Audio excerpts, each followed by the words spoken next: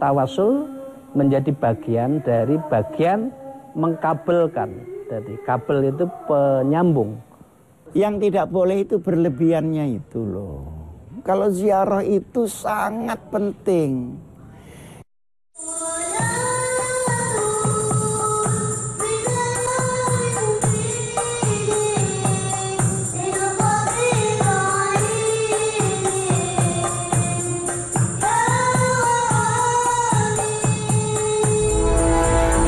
Sesungguhnya Allah dan para malaikatnya bersalawat pada baginda Rasulullah. Maka bersalawatlah, karena keberkahan salawat akan kembali pada diri kita.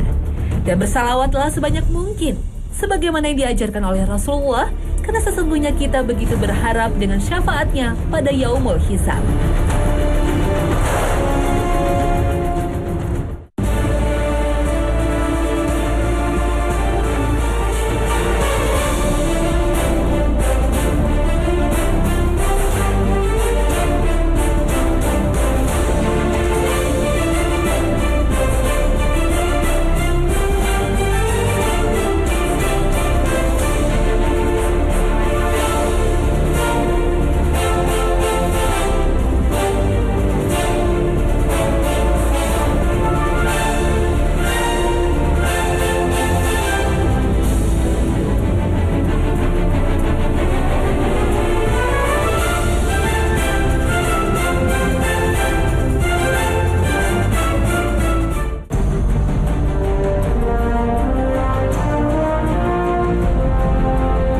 Assalamualaikum warahmatullahi wabarakatuh. Selamat pagi pemirsa Trans 7, Hasanah Ensiklopedia Islam Dunia. Pagi ini kembali hadir ke hadapan Anda untuk berbagi wawasan keislaman dan saling berwasiat dalam kebajikan.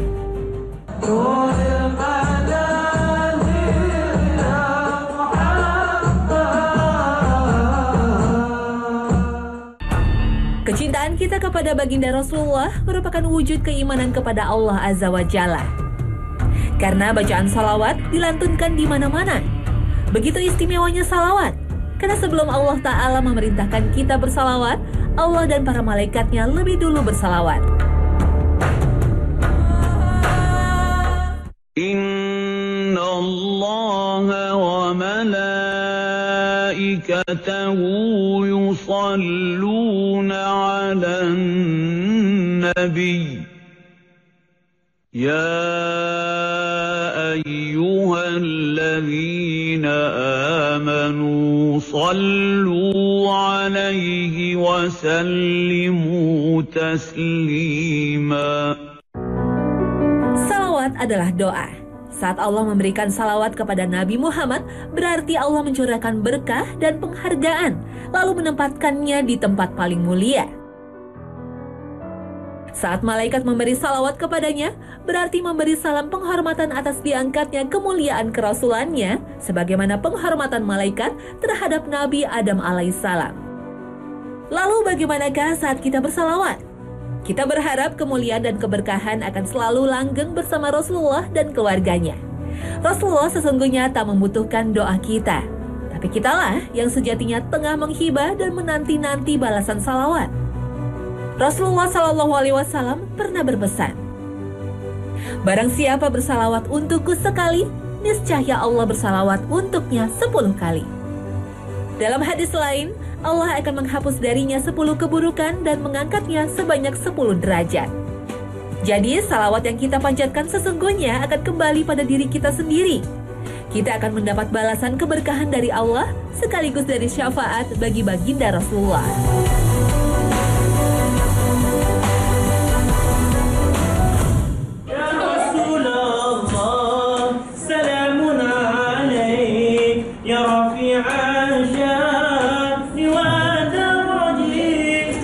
Membaca salawat hukumnya wajib, karena diperintahkan oleh Allah kepada orang-orang yang beriman. Ketika kita menunaikan salat, dalam tasyahud akhir, kita wajib membaca salawat. Dan jika kita tidak membacanya, maka salatnya tidak sah. Pendapat ini antara lain dikemukakan oleh Imam Syafi'i dan Imam Hanafi. Tapi ada sebagian ulama yang berpendapat sunnah. Ketika kita mendengar nama Rasulullah, maka kita wajib bersalawat sebagaimana pendapat jumhur ulama. Sementara Az-Zamakhsyari berpendapat sholawat diwajibkan hanya sekali di setiap majelis, walaupun penyebutan nama Rasulullah terjadi berulang-ulang. Rasulullah SAW pernah bersabda, "Apakah tidak lebih baik saya kabarkan kepadamu tentang orang yang dipandang sebagai manusia yang sekikir-kikirnya?" Para sahabat menjawab, "Iya benar ya Rasulullah." Maka Nabi bersabda, "Orang yang disebut namaku di hadapannya, maka ia tidak bersalawat kepadaku, itulah manusia yang sekikir-kikirnya." Hadis riwayat Tirmizi. Bersalawat menjadi amalan yang banyak dilakukan oleh para sahabat, para tabi'in, dan para ulama. Sebagaimana sabda Rasulullah, manusia yang paling utama terhadap diriku pada hari kiamat ialah manusia yang paling banyak bersalawat untukku. Bersalawatlah sebanyak mungkin, kapan saja dan dimanapun, namun ada beberapa tuntunan kapan waktu yang tepat untuk bersalawat kepada baginda Rasulullah. Setelah selesai mendengar azan, bacalah salawat. Sebagaimana dalam hadis Nabi, apabila kamu mendengar muazin membacakan azan, sambutlah ucapannya. Sesudah selesai menyambut azan, maka bersalawatlah kamu untukku. Ketika hendak masuk masjid dan ketika hendak keluar masjid, maka bacalah salawat.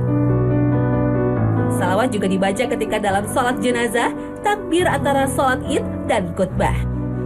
Bersalawatlah juga disyariatkan pada permulaan doa dan akhir doa. Nabi bersabda, bahwasannya doa itu berhenti antara langit dan bumi, tidak naik sedikit pun hingga engkau bersalawat kepada Nabi.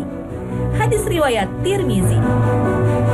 Pada hari Jumat juga disyariatkan untuk memperbanyak salawat, karena hari Jumat adalah Sayyidul Ayyam, atau penghulunya hari. Nabi berpesan, pada hari itu Adam diciptakan dan diwafatkan, dan pada hari itu pula ditiupkan sangkakala dan terjadi suara keras yang mematikan. Maka perbanyaklah salawat pada hari itu, sesungguhnya salawat kalian diperlihatkan kepadaku. Membaca salawat juga disyariatkan saat kita berziarah ke makam Rasulullah. Kita membaca salawat setiap hari, tapi belum tahu wujudnya. Sama membaca salawat tahu wujudnya, di dalam hati beda lah. Lain dengan orang Saudi yang setiap hari nungguin makam itu. Itu pekerjaannya memang itu. Tapi kalau orang jauh-jauh misalnya dari seluruh dunia yang mendambakan Rasulullah, ketemu jasad beliau di situ, kan luar biasa. Tapi sekalipun luar biasa, awas jangan berlebih. Ya, misalnya nangis lalu ngelapkan kain di pagernya di situ lalu dibawa pulang jimat, itu kan berlebihan. Dalam berbagai hadis, Rasulullah membuat tuntunan lafaz salawat seperti yang biasa kita baca dalam salat.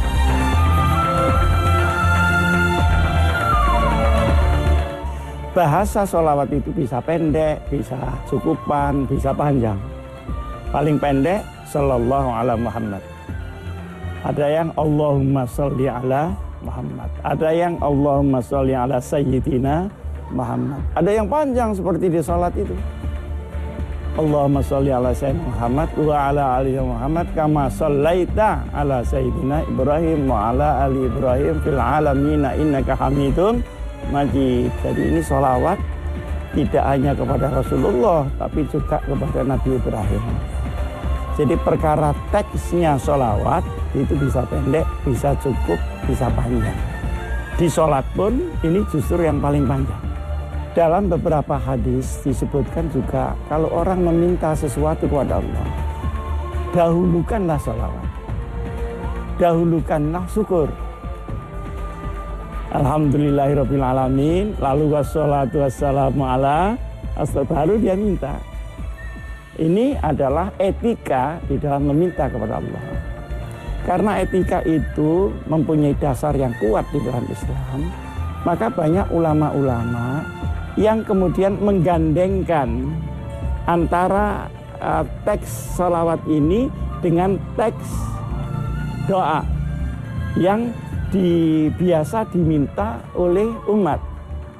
Umat ini kan biasa meminta selamat, lolos dari cobaan, keluar dari himpitan, bagaimana mendapatkan berkah. Nah, kemudian selawat ini ditempeli doa itu. Misalnya orang yang ingin lolos dari kesulitan, membaca selawat, kemudian ditempeli mohon lolos dari ini, lalu ada bahasa munjiat. Nah, gitu munjiat artinya yang lolos dari apa? Dari himpitan kesulitan itu.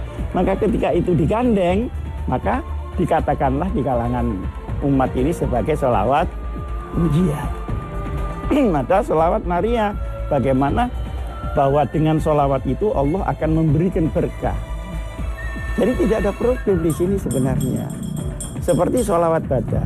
Sholawat badar itu adalah sholawat digandengkan dengan sejarah ahli badar, bagaimana Islam yang sedikit bisa menang dari orang kafir yang banyak. Seingat saya yang menyusun Kiai Ali Mansur dari Banyuwangi, ketika umat Islam ini menghadapi bahaya komunisme yang sangat hebat dan kekuatan tidak seimbang. Karena kedudukan istimewa yang dimiliki oleh Rasulullah, setiap kali memanjatkan doa, sebagian umat Islam biasa bertawasul kepada Rasulullah. Tawasul berasal dari kata wasilah. Apa yang menyebabkan kedekatan kepada Allah Ta'ala, maka disebut tawasul. Allah Azza wa Jalla berfirman dalam surat Al-Maidah ayat 35.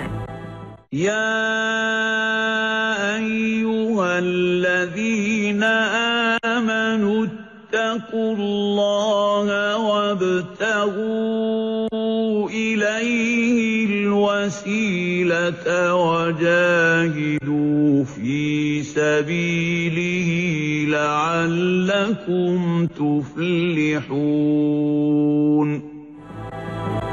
Hai orang-orang yang beriman, bertakwalah kepada Allah dan carilah jalan yang mendekatkan diri kepadanya, dan berjihadlah pada jalannya supaya kamu mendapat keberuntungan. Semua perbuatan untuk melakukan ketaatan dan meninggalkan maksiat merupakan wasilah untuk mendekatkan diri kepada Allah. Para ulama tak berbeda pendapat jika bertawasul pada saat Rasulullah masih hidup, sebagaimana dijelaskan dalam berbagai hadis sahih. Karena tawasul sama dengan kita meminta didoakan oleh orang lain, misalnya oleh orang tua kita atau alim ulama. Namun ketika Rasulullah sudah wafat, para ulama berbeda pendapat, boleh tidaknya bertawasul. Kalau tawasul itu lain. Kalau tawasul itu meminta sesuatu kepada Allah dengan menyebut beberapa kebaikan-kebaikan. Nah, tawasul itu ada dua macam. Ada kebaikan dalam arti amal, ada kebaikan dalam arti orang. Nah, kalau tawasul bil ashkhos itu dengan menyebut para orang-orang yang diyakini bahwa dia dekat dengan Allah. Nah, di sini yang problematik gitu. Ada yang mau, ada yang tidak mau. Tapi sebenarnya menurut saya itu mubah. Jadi problemnya bukan salah apa tidak, tetapi yang dipersoalkan di kitab-kitab klasik adalah nyampe apa tidak. Nyampe apa tidak, perlu apa tidak. Oleh karenanya menurut saya masalah-masalah tawasul ini alternatif saja. Jadi siapa yang pakai tawasul jangan sampai musyrik. Fitnah kubur termasuk fitnah terbesar. Rasulullah pernah melarang berziarah kemudian membolehkannya karena bermanfaat untuk mengingatkan kematian. Namun, syaitan berusaha menyesatkan kita. Dari Jabir bin Abdillah radhiyallahu anhu, ia berkata, Rasulullah SAW melarang mengapur kuburan, duduk di atasnya, dan membuat bangunan di atasnya. Saya kira begini, menghiasi kubur itu kenapa tidak boleh? Karena ahli kubur tidak memerlukan hiasan itu. Yang memerlukan hiasan itu kan orang yang masih hidup. Jadi yang sederhana saja lah. Yang penting doa. Nah, doa itu waladun sholihun yad'ulah atau amal jariah atau ilmu yang manfaat. Itu saja hiasannya. Tidak perlu hiasan itu batu merah lah, marmer segala macam. Tidak perlu. Nah, karena itu selera orang hidup, bukan selera orang yang mati. Rasulullah juga melarang sholat menghadap ke kuburan, kecuali dihalangi oleh tembok. Sedangkan makam Rasulullah yang berada di Masjid Nabawi tidak bisa dijadikan dalil bolehnya sholat menghadap ke makam. Karena makam Rasulullah sesungguhnya berada di rumah beliau, sementara Masjid Nabawi berada di samping Rasulullah. Namun untuk perluasan masjid, makam Rasulullah menjadi berada di dalam lokasi masjid. Al-Quran menegaskan adanya kehidupan di alam ruh.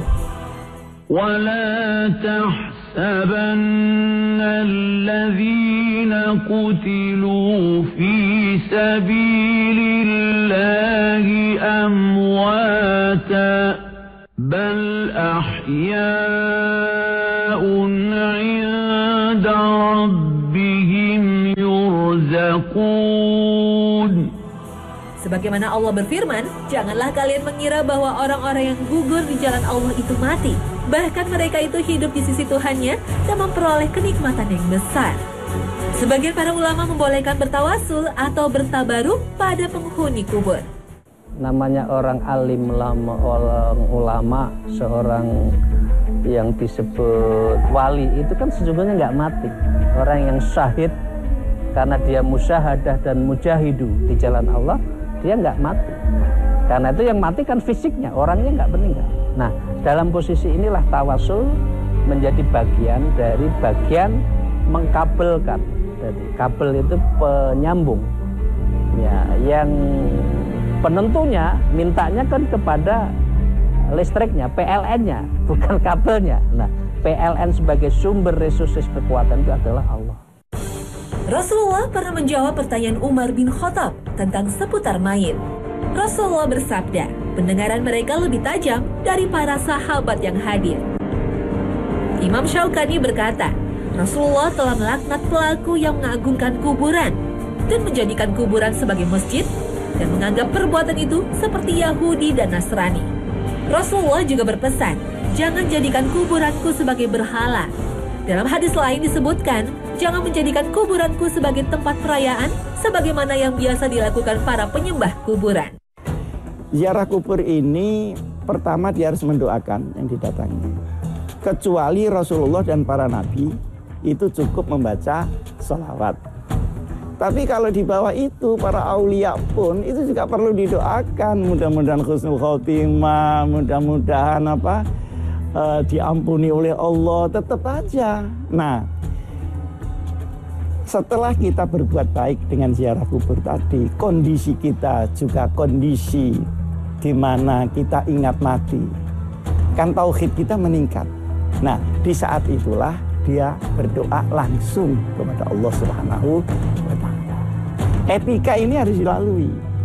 Oleh karenanya saya selalu menganjurkan supaya di tempat-tempat makam-makam yang banyak diziarahi itu ada tuntunan untuk ziarah itu supaya tetap mempertahankan tauhid, ya, tetapi bagaimana suasana ingat mati, suasana ingat kepada perjuangan orang dulu itu menyemangati dia di dalam meminta sesuatu kepada Allah Subhanahu wa Ta'ala. Ya, dalam posisi kata kuncinya fazuru, berziarahlah, karena mempunyai dua makna. Makna kita akan seperti itu, ya kan? Artinya kita akan meninggal juga. Berarti kita diingatkan, jangan berpikir hanya dunia, kita akan meninggal. Yang kedua, dalam konteks ziarah kubur bermakna pada apa yang saya sebut dengan berdoa. Yang jalan untuk ziarah di makam terus, dan itu boleh. Tetapi yang tidak boleh meminta kepada kepada yang meninggal atau kepada kuburan atau kepada nisannya, itu yang nggak boleh. Tapi substansi pada Tuhan, tempat di situ boleh. Nah, para wali itu biasanya adalah yang sudah menyatu dirinya dengan Tuhan. Jadi kalau kita ziarah kepada wali dalam rangka menuju, dalam rangka thariqah ilal ma'rifah, untuk menemukan ya kesejatian kita sebagai beragama yang benar. Nah, tapi tadi yang saya katakan, kalau hanya ritual wali ke wali saja, tapi syariatnya nggak kuat, ya kan? Akidahnya masih belajar, ya itu juga ada distorsi. Kalau kita menyadarkan orang, itu ada dua cara. Cara fikih, apa cara dakwah. Cara fikih itu yang normatif. Awas, ini haram. Yang wajib yang ini. Kamu masuk neraka. Ini cara fikih. Gitu. Ini untuk umat-umat yang syariat Islamnya sudah mapan. Tapi buat orang yang masih tidak karu-karuan tingkah lakunya, itu jangan dimusyrik-musyrikan saja. Jangan dikafir-kafirkan saja, tapi bimbinglah kekafiran ini menuju ke tauhid.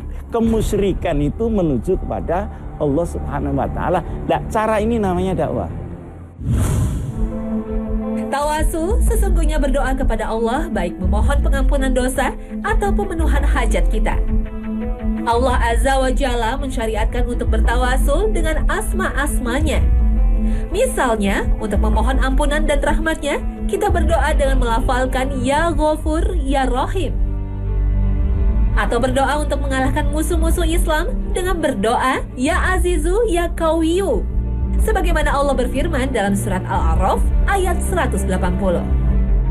Walillahil asma'ul husna fad'uuhu biha. وَذَرُوا الَّذِينَ يُلْحِدُونَ فِي أَسْمَائِهِ سَيُجْزَوْنَ مَا كَانُوا يَعْمَلُونَ. Hanya milik Allah lah Asma'ul Husna. Maka berdoalah kepadanya dengan menyebut Asma'ul Husna itu. Para Nabiullah menggunakan Asma'ul Husna saat berdoa. Nabi Zakaria yang lama tidak dikaruniai keturunan akhirnya berseru dalam doanya, Ya Tuhanku, berilah aku dari sisi Engkau seorang anak yang baik. Sesungguhnya Engkau maha pendengar doa. Allah akhirnya mengkaruniai Nabi Zakaria seorang putra yang juga menjadi seorang nabi, yaitu Nabi Yahya alaihissalam. Setelah menyelesaikan membangun Baitullah, Nabi Ibrahim bersama Nabi Ismail juga berdoa dengan Asma'ul Husna. Ya Tuhan kami, terimalah amalan kami. Sesungguhnya Engkau maha mendengar, lagi maha mengetahui.